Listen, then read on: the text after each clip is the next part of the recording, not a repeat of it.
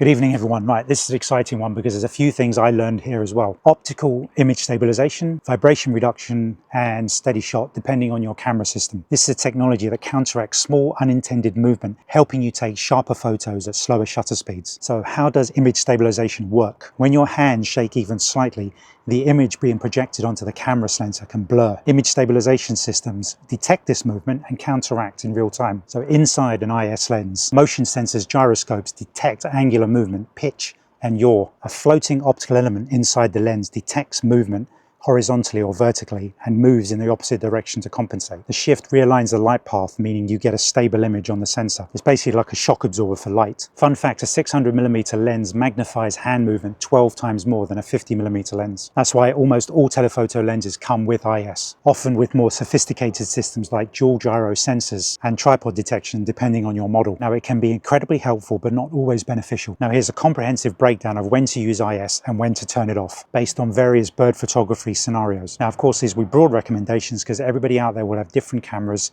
and different lenses of all different focal lengths. Say, for instance, you had the 800mm f11 prime from Canon, or you had a 2.8 300mm. The difference between those two are 3.5 stops of light. That's 10 times more light getting into the 300 prime. So let's start off with when to use IS. Handheld shooting at low shutter speeds. Scenario, low light, forests, golden hour. The bird is moving just a little and you're using lenses of 300mm plus. IS helps reduce camera shake at low shutter speeds. Longer focal lengths magnify shake. IS is crucial even at slightly faster shutter speeds of 1/500th or 1,000th of a second. Before I moved to mirrorless on my 90D, it was a mechanical shutter only, and because of that I could only take shots at 1/320th of a second and above.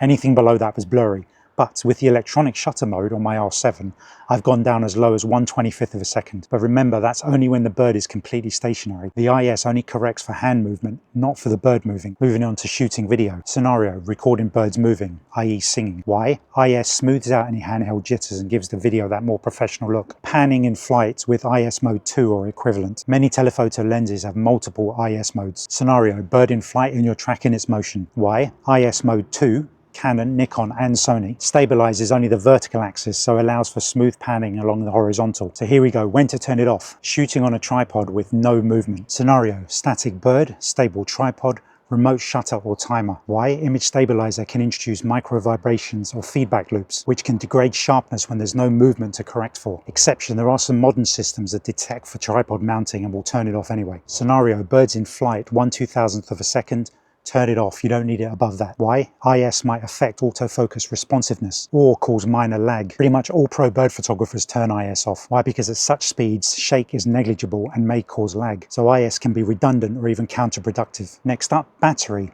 Scenario, remote travel or long trips. Turn the IS off to conserve energy. Shooting tripod mounted video not only conserves power, but it does have other benefits. It can avoid micro jitters and floating artifacts. Some IS systems can detect the lack of movement as unregistered motion and start compensating for non-existent shake, introducing subtle but unnatural motion. This can often result in a drifting or wobbly effect in your footage, especially noticeable at longer focal lengths. Disabling IS removes a layer of digital or mechanical processing, which can lead to crisper, more natural looking footage. Now, this is the big one I discovered on my own. Turn off the IS when tripod mounting and filming because the audio will pick up the image stabilizer, especially in quieter conditions. So there are 3 IS modes. Mode 1, general stabilization for static shots. Mode 2 only stabilizes the vertical axis, good for panning with birds in flight. Mode 3 is ideal for fast erratic bird movement. Activates only during exposure, which is good for battery saving. So there you have it, folks. Pretty much covered all of it there.